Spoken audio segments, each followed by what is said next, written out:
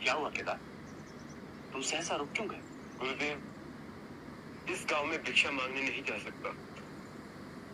केदार, अब तुम एक भिक्षु हो और भिक्षु हर विरोधाभास के ऊपर होता है। वो ये तय नहीं करता कि जो जीवन में आ रहा है वो उसे स्वीकार्य है या नहीं। अभी तो लोगों में रहकर स्थिर और शांत जीवन में जो भी आता है उसे स्वीकार करता है। ये बीता हुआ कल है, इसे मैं छोड़ आया हूँ। केदार, बीत गई वो बात गई। अब तुम्हारा पुनर्जन्म एक भिक्षु के रूप में हुआ। भूतकाल से निर्भीक हो जाओ। अब तुम्हारा जीवन इस समय इसी दिशा में है। और केदार, भिक्षा हम सिर्फ पेट भरने के लिए नहीं मांगते,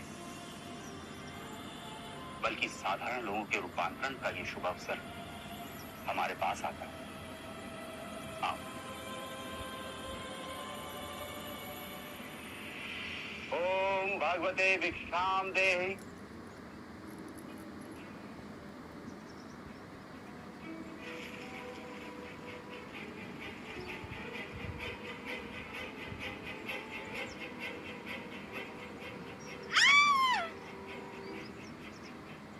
क्या हुआ पुत्री?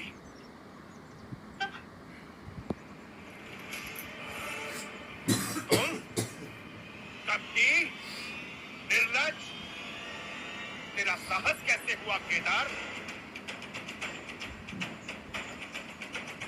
तेरी हिम्मत कैसे हुई इस गांव में आने की?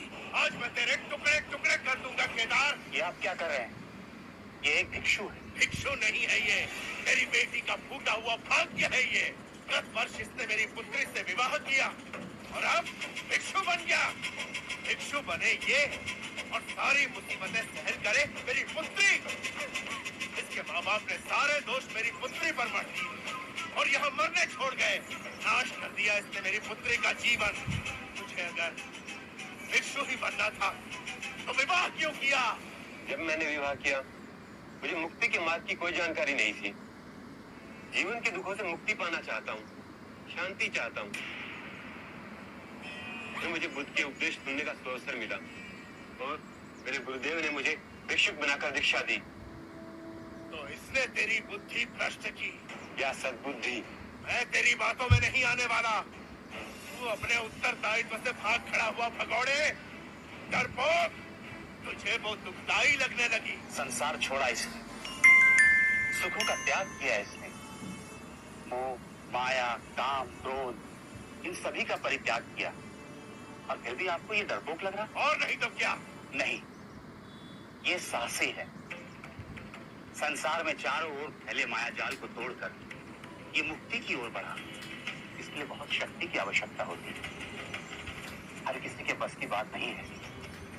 आप अपने क्रोध को शांत कीजिए और विचारिए, यदि ये आपकी पुत्री के साथ रहता तो उसे हमेशा दुखी देता। कम से कम आपकी पुत्री को दुखों से तो मुक्ति मिली। ये सब उल्टी सीधी बातें तुमने इसे सिखाई है। नहीं छोड़ूंगा तुम्हें। अरे ये क्या कर रहे हैं? ये बोल जाना है। इनकी वाणी से कितने बड़े भूले भटकों को राह मिली है। कृपा कर आप जाइए यहाँ से।